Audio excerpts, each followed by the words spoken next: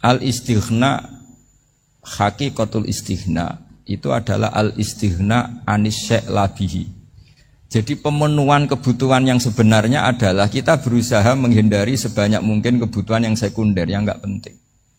Bukan memenuhi semua yang kita inginkan. Jadi misalnya begini ya, kalau kita lapar, itu keinginan kita itu makan enak apa asal makan? Tentu jawabannya asal makan yang sehat. Tapi kalau nuruti nafsu kita, makannya yang enak, teman makan ya enak. Terus di warung yang favorit. Ini kan satu kebodohan. Kenapa untuk makan saja butuh definisi sekian banyak? Yang kita harus kecewa, warung favoritnya bisa sudah tutup. Atau kita ke sana harus macet. Ribet. Yang benar-benar arif dan bijaksana itu adalah al-istighna anis syai'. Sesuatu yang tidak mendesak itu jangan jadikan kebutuhan. Sehingga kalau kita puasa misalnya, semua makanan itu enak karena kita sangat lapar. Sehingga Abul Qasim Al-Junaidi ketika ditanya, ma idamu to'am, lauk makanan itu apa? Jawabannya lucu, alju, lapar. Kalau kamu lapar ya semuanya enak. Ini sudah mulai hilang. Kita bilang makan enak itu ya sate, ya gulai, ya pizza yang kita senang. Akhirnya apa? Untuk nikmatnya Allah itu kita jadi ribet.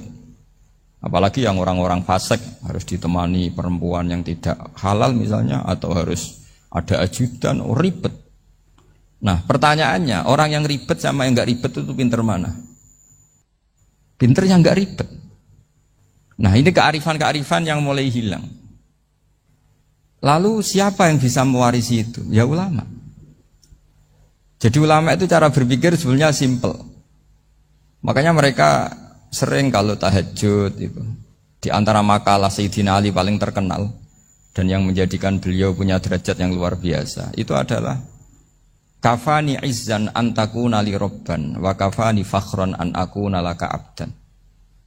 Ya Allah, saya ini sudah begitu mulia, begitu terhormat dan sangat-sangat terhormat karena yang menjadi Tuhan itu Engkau.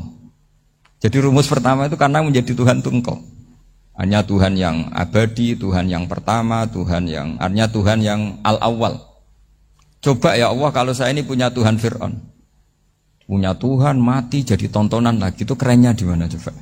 Andai kan kita punya Tuhan Fir'aun, atau punya Tuhan yang asal usulnya manusia, apapun hebatnya manusia itu, kita punya Tuhan manusia itu. Tuhan yang lapar, yang kalau nggak makan mungkin pingsan, mungkin bisa kena COVID, nanti Tuhannya diisolasi. Kayak apa? Makanya ketika Tuhan Allah menyindir ketuhanan selain Allah itu, Allah hanya menyindir dengan kalimat sederhana, kana yakulanit to'am, yang kamu tuhankan itu masih makan. Artinya kalau gak makan ya lemes. Jadi lama-lama ada orang gini, alhamdulillah tadi Tuhan mampir ke saya, kelihatannya lapar, setelah tak kasih makan sehat lagi. Susah gak punya Tuhan yang seperti itu. Beda dengan Tuhan kita. Tuhan yang enggak butuh makan, enggak butuh minum, Al-Qayyum, zat yang berdiri sendiri tanpa butuh yang lain. Al-Awwal, sebelum ada langit bumi sudah ada Tuhan kita yaitu Allah. Bandingkan dengan Tuhan-Tuhan yang dipertuhan yang lain, yang adanya setelah bumi, misalnya Fir'aun dan sebagainya. Sehingga Sayyidina Ali pertama jadi kebanggaan apa? Kafani izzan antakuna li robban. Saya ini keren betul, karena punya Tuhan yaitu Engkau.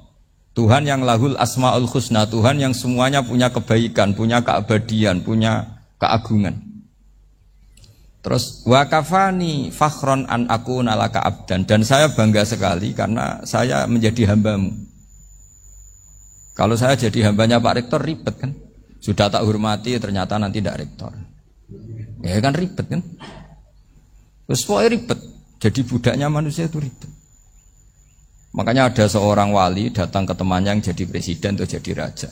Datang ke situ karena tidak punya uang, mau minta uang karena temannya raja. Setelah sampai sana ternyata temannya ini karena orang soleh pas berdoa, ya Allah saya minta ini, minta ini, minta ini. Terus si wali tadi pulang. Tanya, kenapa kamu pulang? Ternyata dia sama, masih minta-minta kayak saya. Jadi sederhana dia. Sama-sama minta kamu, minta zat yang kamu mintain katanya. Jadi dulu itu orang itu sebegitu dekat dengan Allah. Sehingga si raja ini terus ketemu wali tadi tanya, kenapa kamu menyepelekan saya padahal sekarang saya raja. Terus ditanya sama wali tadi, karena temannya. Kalau kamu di padang pasir tidak bisa minum dan harus minum 1 gelas, dengan ongkos kamu harus mengasihkan semua kerajaan kamu demi minuman itu. Pilih mana, minuman apa tetap jadi raja? Ya saya milih bisa minum. Saya tidak raja tetap hidup, tapi kalau nggak minum mati. Bagaimana Anda bangga dengan satu kerajaan sing la yusawi kak samain, yang tidak sama dengan segelas air. Jadi artinya terus mereka melihat jadi raja itu ya biasa, jadi presiden biasa, jadi rektor biasa. Karena mereka biasa berlogika, hakikatul izzah itu ya at-taqarrub ila Allah, yang benar-benar terhormat itu ya dekat dengan Allah. Begitu seterusnya mereka bikin paradok-paradok yang aneh, tapi itu menjadi pelajaran. Bapak saya Ki Nur Salim itu senang baca anekdot Nasiruddin Koja. Itu kalau bikin orang-orang aneh, itu dia datang ke satu pesta, pakai baju lusuh, pakai sarung lusuh atau celana lusuh, sama Sohibul Bait yang punya acara dibiarin. Setelah dibiarin dia pulang pakai jas, pakai dasi, pokoknya keren. Dihormatin, pakai alpat, pokoknya dihormatin. Silakan. Pas dia disuruh minum, minumannya itu disokkan saja ke sakunya. Jas, kamu harus minum yang banyak, karena kamu yang dihormati, bukan saya. Terus makanan ya semuanya diletakkan di saku, ada nggak apa? Ayo kamu makan yang banyak. Alpatnya juga gitu, dikasih sate apa? Ayo kamu makan yang banyak. Mereka tidak melihat saya, melihat kamu. Akhirnya orang satu pesta itu istighfar semua, berarti kita ini salah. Terus dia pidato, kenapa kamu uang gitu? Tadi saya datang, orangnya sama. Gara-gara beda pakaian, penghormatannya beda. Berarti yang berhak dapat makanan ini jasa ya, bukan saya. Betapa naifnya kita sebagai orang. Ternyata kita masih hormat sesuatu yang seperti itu, yang atribut lah.